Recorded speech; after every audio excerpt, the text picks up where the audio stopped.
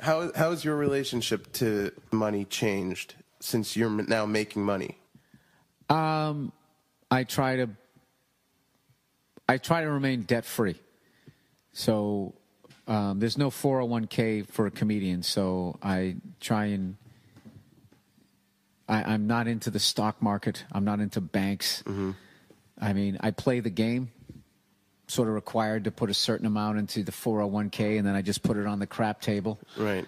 But my philosophies when I was investing was like, all right, I want to invest in companies that are getting tangible stuff, like that whole pets.com crap. Like I never bought into that, but if like you were like you've had a gold mine and you were digging for gold, or you some sort of agriculture, it just seemed like it was you could.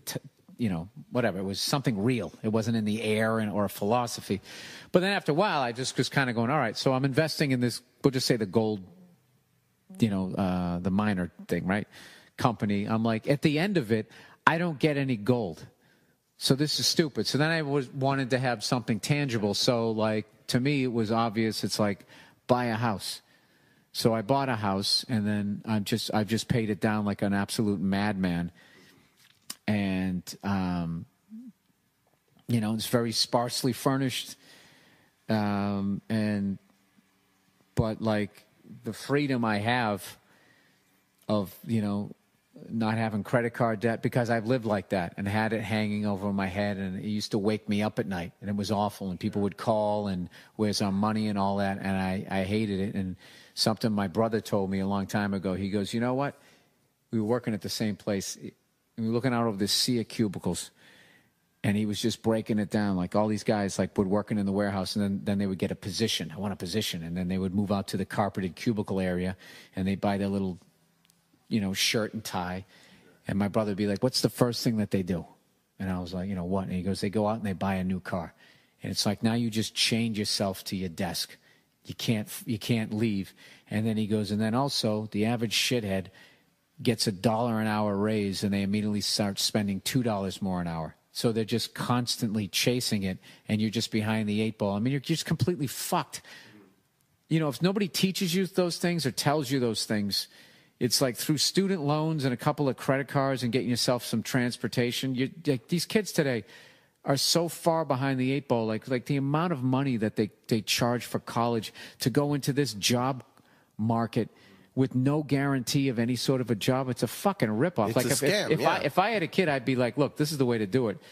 Go 2 years to a junior college, pay a couple thousand for the year rather than 30, 40, 50 or whatever, and then transfer to the place that you want to have on your diploma and only pay 2 years. You get it for half cost right there. Yeah. And you're better off to like... I think you're just even better off just going to vocational school. You're better off meeting a bunch of smart, motivated people your age that share a vision, and you guys try to start something. Yeah. You're better off doing that than going 2 years of a language, major in this, being an intern here. Not totally shitting on. I'm not trying to depress anybody that's on that track, but like I have empathy for that. But anyway, so I did that, and I resent it. I think it was just a terrible waste of my money. It was right. My brother also told me a great thing, because he's always been great with money, and he said, you know what true wealth is? It says going into a mall, being able to buy anything, and then you don't, and you just walk out. And like those are the lessons that stuck with me. It's why I drive a Prius. I mean, part of it, the reason why I did the Prius is because I fly every other weekend. I've literally put my own hole in the ozone layer, so I had to do something. And I saw enough people in these flashy cars. You got a car that can go 180 miles an hour, and you're in bumper-to-bumper traffic with me. So I would rather, I have one TV.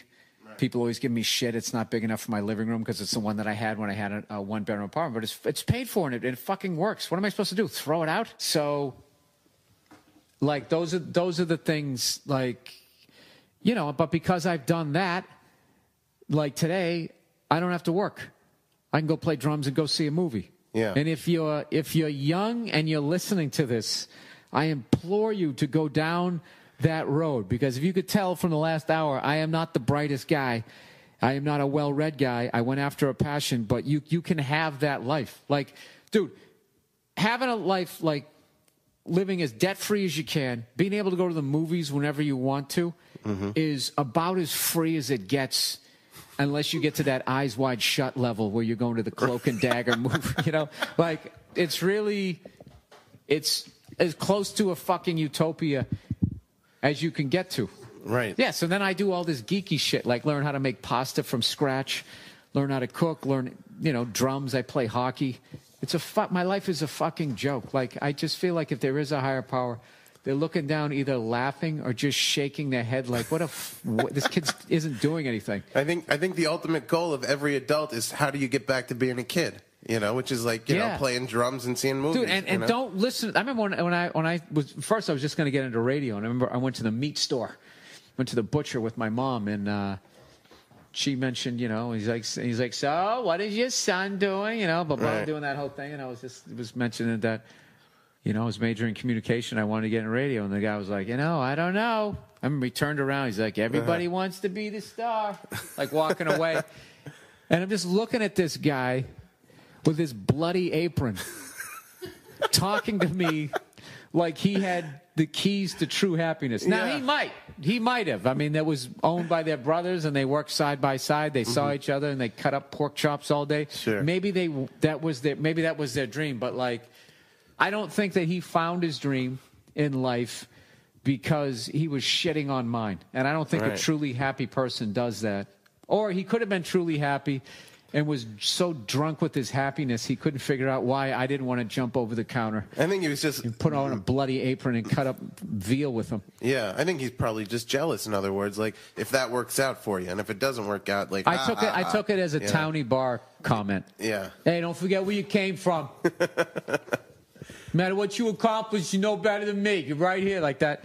Those for more young people listening, or any person listening, like those are the people you need to cut out of your life, like the beginning of a cancer, where you catch it in time. You got to catch it in time. Or those fucking people, I swear to God, if they're in your ear, they could literally, like I have a philosophy that the next Jimi Hendrix, hasn't come because maybe he's surrounded by the wrong people and is driving a forklift at Home Depot. It's probably true. Yeah, Yeah, they're like, don't be, it's stupid. It's a dumb dream.